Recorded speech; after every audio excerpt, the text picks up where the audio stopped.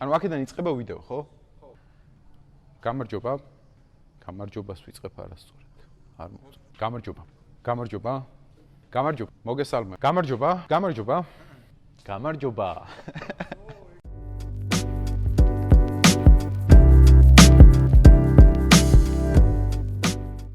პირდაპირ საქმეზე გადავალ. სანამ მეორე ეპიზოდს შემოგთავაზებთ ღვინის რეზერვებისა, მინდა რომ გაგაცნოთ მეორე პროექტი, რომელიც ასევე ჩვენი გუნდის პროექტი არის.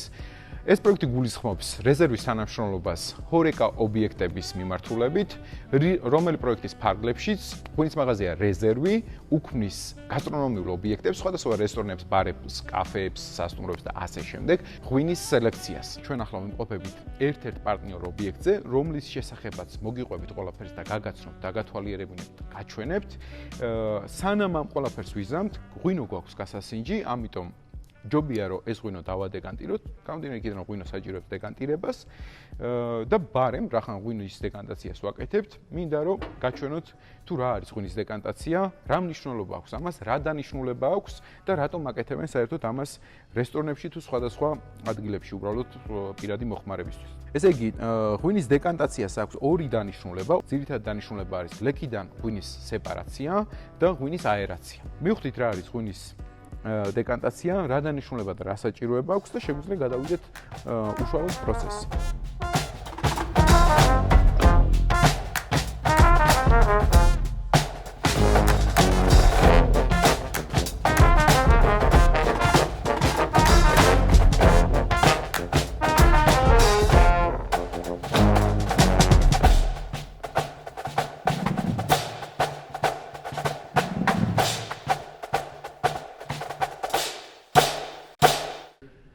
ხო, მართლა ამ ბოლო დროს გულმა ვიწყი გავხდი. ესე იგი, როგორც ხედავთ, თქვენ ვერც ვერაფერს ვერ ხედავთ, ანუ ბოთლის ეტიკეტი არ ჩანს, ამას თავისი, ესე იგი, გარკვეული მიზანი აქვს. ამ ეტიკეტს და ამ ღვინის შესახებ, ესე იგი, მოგიყვებით ვიდეოს ბოლოს, ასე რომ დაელოდეთ აუცილებლად და აქვე მინდა გითხრათ, რომ გამოიწერეთ ჩვენი არხი, როგორც ხედავთ, ბევრ საინტერესო ობიექტს გაჩვენებთ და საინტერესო ამბებს შემოგთავაზებთ მომავალში, ასე რომ გამოწერეთ ღვინის მაღაზია რეზერვის არხი, ეს არის რეზერვი.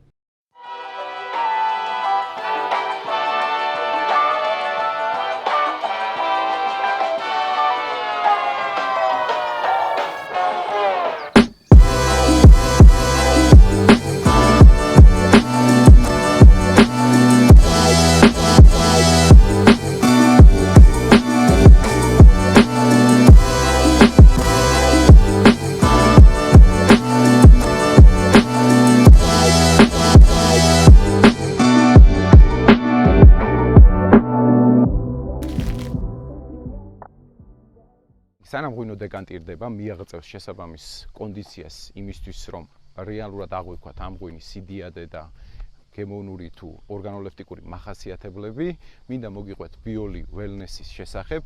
ბიოლი არის, ესე იგი, გამაჯანსაღებელი კურორტი, სადაც ადამიანები მოდიან დასასვენებლად, განსატვირთად და დროის ძალიან კარგად სასიამოვნოდ და ჯანსაღად გასატარებლად. ამ ყველაფერს ყველაზე უკეთ გაგვაცნობს ბატონი თამაზი, რომელმაც აქაურობას ჩაუყარა საფუძველი, შექმნა ეს იდეა და იდეის შემდეგ განახორციელა აი ასეთი დიადი კონცეფტი. გამარჯობა ბატონ თამაზ. სალამი. ბატონ თამაზ, გამომდინარე ამ ადგილის სახელიდან, ბიოლი ველნეს რესორტი არის, ხო? პირველ რიგში მინდა რომ ჩვენს მაყურებელს გავაცნოთ სიტყვა ველნესი თვითონ რას ნიშნავს და ამის შემდეგ მინდა ვთქვათ, ესე იგი, ბიოლის შესახებ თუ აი ამ სახელის ქვეშ რა მიმართულებები არის გაერთიანებული ბიოლში. კარგი კითხვა, მინდა ბევრი ვერ გეგულობს რა მხეცია ეს ველნესი, რას უძახით ამ ველნესს. საინტერესო არის მოსასმენად. ჩვენთვის ქართველებისთვის სამწუხაროდ ეს მცნება ძალიან უცნობია. ადამიანები რომ მოდიან აქ და ხანდახან აუ რა ლამაზია, რა კარგია და აიგრევე აძრობენ სიგარეტს და მოწევას ამ ეთქა ტერიტორიაზე არ ეწევიანო. რატო? რაც შიგნით ხო არა ვართ გარეთ. აი, იმდენად მცნება, აი ან საგულაოდ, საკეიფოდ გონიათ მაინც ადამიანებს ამასა და უხსნი რომ ტერიტორიაზე აი სიგარეტს არ ვაწევიდნენ ტერიტორიაზე პრინციპიალურად. და რო დაჯდები აი სუფრას ხომ მოდიან სწორი კარგი საჭმელები, ხარისხიანი საჭმელები, იქვე უნდა სიგარეტის მოწევა, ხო? და აი ეს მცნებაში არ არის ჯანმრთელობის ცნებაში არ არის ეს და მიწევს ხოლმე რომ ეს და აპირებენ ხან ან ვიღაცას დამედამირეკონ ან ვინმე დირექტორს რაღაცა რომ ნება მიცა აი ქართული მაინც ჩვენი გვაქვს რა ვქნათ აი რაღაც ექსკლუზივები გვინდა მაინც და კანონი უნდა იყოს უზენაესი ამ ქვეყანაში მაგრამ ეს გადაუხვი ეს სხვა არის ისე იგი რას გულისხმობ ველნესი რა არის ველნესი აი საინტერესოა სხვათა შორის აი ამბობენ საქართველოს ენაში სხვა ენაში არც ვიცი ჯანმრთელი და ჯანსაღი ჯანმრთელი არის ჯანმრთელობას ნიშნავს და სიჯანსაღი ნიშნავს ზამთრელობის ხარისხს ისე იგი ადამიანი ჯანმრთელი რო არის ჯანმრთელობის ხარისხით შეიძლება აი რა რესურსები აქვს იმ ადამიანს და არის მედიცინა ავადმყოფობის მედიცინა და მე კიდე დავარქვი ამას მე მინდოდა შემექმნა ჯანმრთელობის მედიცინა ისე იგი ველნესი ჩემი მცნებით აი რო აუხსნათ ხალხს რა არის თქვენი ჯანმრთელობის რესურსების დიაგნოსტიკა და ამ რესურსების სწორად მართვა ეხლა აგიხსნით რა არის რა მხეცია კაცო ეს ჯანმრთელობის რესურსები აი ყოველივე ჩვენგანი ვინც ვართ ხო ყველა სხვადასხვა რესურსები გვაქვს და ყოველივე ჩვენგან სხვადასხვა წლებში სხვადასხვა რესურსები გვექნება კიდე ეს არის 4 ფაქტორიდან 4 ჯგუფი ფაქტორიდან არის განპირობებული ეს რესურსები ესე იგი პირველი რაც მთავარი თქვა პირველი გენეტიკური მონაცემები ყველა სხვადასხვანაირი გვაქვს და გენეტიკურად სხვადასხვა ჯანმრთელობის რესურსები გვაქვს უკვე წინასწარ ჩადებული ჩვენ ეს შესასწავლია და ეს უნდა ვიცოდეთ მეორე ეკოლოგიური გარემო ყველა სხვადასხვა გარემოში ვინც მთებშია და კარგ ბუნებაშია იმას უფრო კარგი ხელშეწყობა აქვს ჯანმრთელობისთვის, ვინცაც ბუხში და ქალაქში და სულ იმაში საცობებში და ბუხშია, ხო? იმიტომ ეკოლოგიას უდიდესი მნიშვნელობა აქვს. მესამე ფაქტორი არის გაგიკვირდება და ჩვენი ჩვევები, მათ შორის მავნე ჩვევები და მათ შორის აი სიგარეტის მოწევა, ხო? დამტკიცებულია, რომ კლავს. ხო დამტკიცებულია, რომ ძალიან ცუდია, მაგრამ ადამიანი ზოგი ბევრი ვერ ეშვება ამას, ამბობს თვისება ჯულზე უმტკიცესიაო, ხო? აი ამასთან ერთად ბევრი რაღაცეები ხა მარტო მოწევა არა. აი ბევრი ისეთი ჩვევები გვაქვს, ძალიან ცუდი, რაც გვიმოკლებს ამ რესურსებს და გვიმოკლებს სიცოცხლეს და გვიმცირებს ჯანმრთელობის რესურსებს. ისე იგი აი ჩვენი ჩვევების ანალიზი. და მეოთხე ფაქტორი უკვე შეძენილი პრობლემები, ავადმყოფობები, შეიძლება შემთხვევით ავარიაში მოყვე, შეიძლება რაღაც ინფექციური რაღაც დაავადება დაგემართოს და იმან რაღაცა პრობლემები დაგიტოვოს და ასე შემდეგ უკვე შეძენილი პრობლემები რაც გვაქვს. და აი ამ 4 ჯგუფი ფაქტორის ანალიზით ჩვენ ვაანალიზებთ ჩვენი სამეცნიერო გუნდი, ვაკეთებთ ამ ანალიზს და ამის და მიხედვით გიქმნით თქვენი ჯანმრთელობის რესურსების მართვის პროგრამას, როგორ იცოცხლოთ, როგორ იცხოვროთ მაქსიმალურად, რომ ეს რესურსები სწორად გამოიყენოთ, გაიუმჯობესოთ და მაინც დაცლისკენ მივდივართ, ხო, ჩვენი სიცოცხლის ბოლომდე და უფრო ნაკლებ ნელა-ნელა რომ დაიცალოს. აი ეს არის მთელი ველნეს იდეოლოგია, აი ამ ყველაფერში ეს არის ამაშია ჩადებული. როგორ ჩამოყალიბდა და როგორ დაიბადა ეს იდეა თქვენ თავში და შემდეგ განხორციელება რო ძნელი იყო, რა თქმა უნდა, ჩანს ეს ყველაფერი, მაგრამ აი მთავარზე რო გითხრათ, ესე იგი ამ იდეის დაბადებასთან დაკავშირებით და ამის შექმნასთან დაკავშირებით მოკლედ ყველაფერი.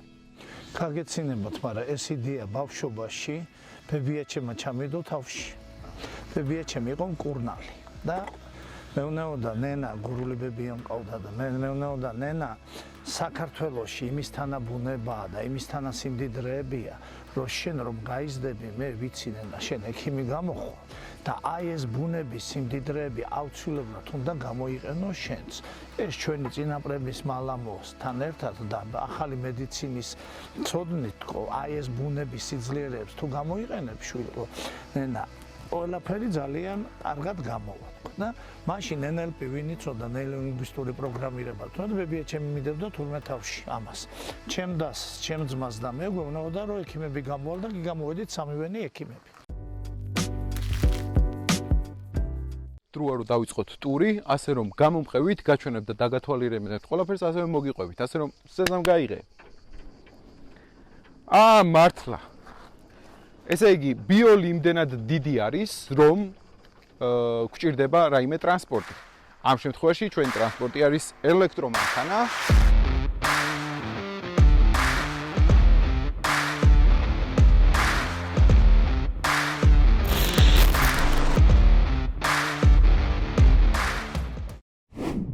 ახლა მივდივართ კოტეჯებისკენ. ნელა გამოჩნდა კიდევაც. ნახე, როგორ არის შეფენილი გორაგზე. ტყეში ჩაკარგული კოტეჯები. განცალკევებული ერთმანეთისგან.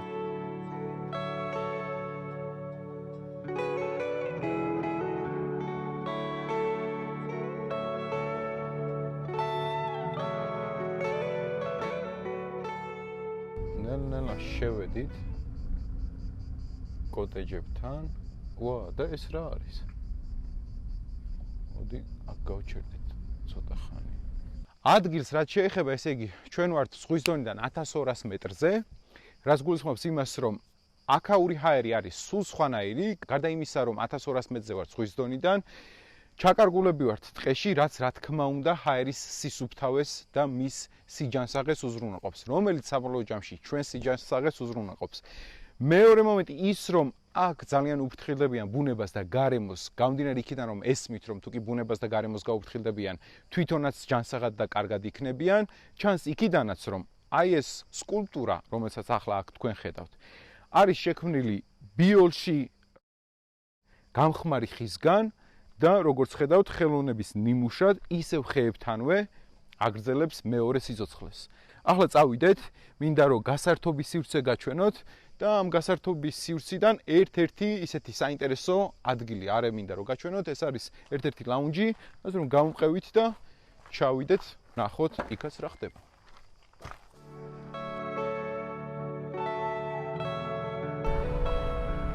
და აგერ მოვედით ერთ-ერთში. იმიტომ რომ აქ ამის გარდა კიდევ სხვა ბევრია. წავედით ცოტა გავერთოთ, რომ ძალიან არ დავიღალოთ.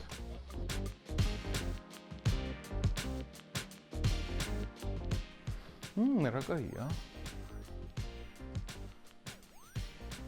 მეგობრებო, რა კარგია, ღმერთო ჩემო, მართლა ძალიან კარგია. თავისი შიდა გამწვანებებით და მიკროფლორით, თავისი ძალიან კომფორტული სავარძლებით და ბილიარდით. შინაგანი ხმა, მოდი ერთი ხელი მეთამაში.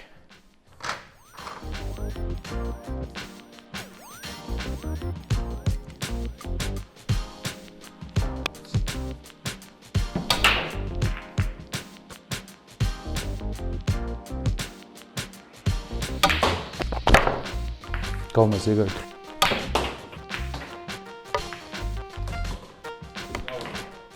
2 hours later. ხუჭე ისე ამონე ცხოვრებით, აუცილებელი არ არის ყველაფრის ერთ დღეში გადაღება. შეგვიძლია დავრჩეთ დღეს ჩვეულებრივად, ხვალ გადავიყოთ.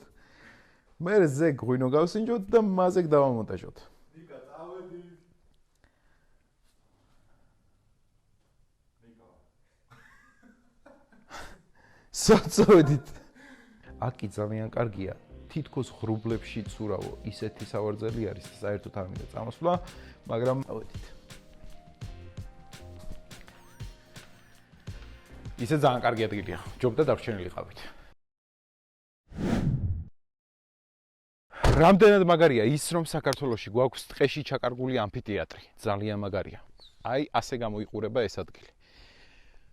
მოკლედ, ამ ამფითეატრში ეწყობა სხვადასხვა ტიპის და სხვადასხვა დანიშნულების, რა თქმა უნდა, კულტურული ღონისძიებები და არის ძალიან ისეთ საინტერესო და გასაოცარი სანახაობა ხოლმე აქ. მოვიარეთ მთელი ბიოლი, გაჩვენეთ ყველაფერი, მოგიყევით, დაგანახეთ და ასე შემდეგ და ბოლოს დაპირებისამებრ რაც დაგპირდით იმ ღვინოს, ახლა გაჩვენებთ კიდევაც, გავსინჯავთ კიდევაც და მოგიყვებით, როგორი არის ორგანოლეპტიკურად, როგორი არომატი აქვს, როგორი გემო აქვს და საერთოდ რა ღვინო არის. ესე იგი, ეს არის ბიოლი red wine, ასე ქვია, რომელიც არის 100% საფერავი ჯიშისგან წარმოებული.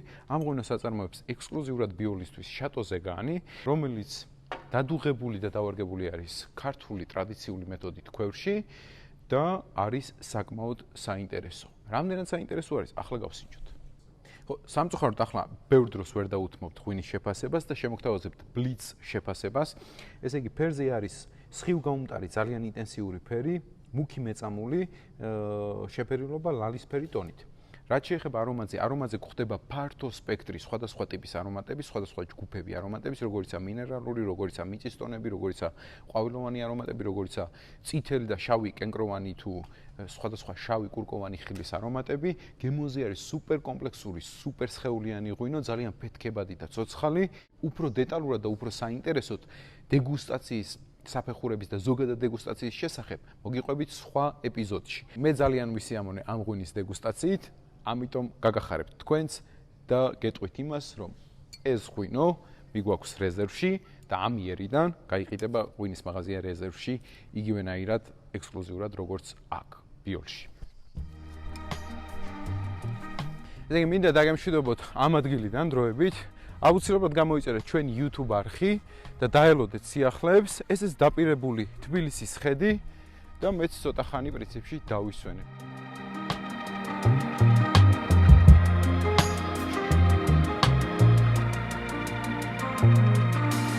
Leaving all my worries, I prepare for something new. Whatever it was that held me back, I'm sure it wasn't true. Holding on too long and unresolved questions hold you down.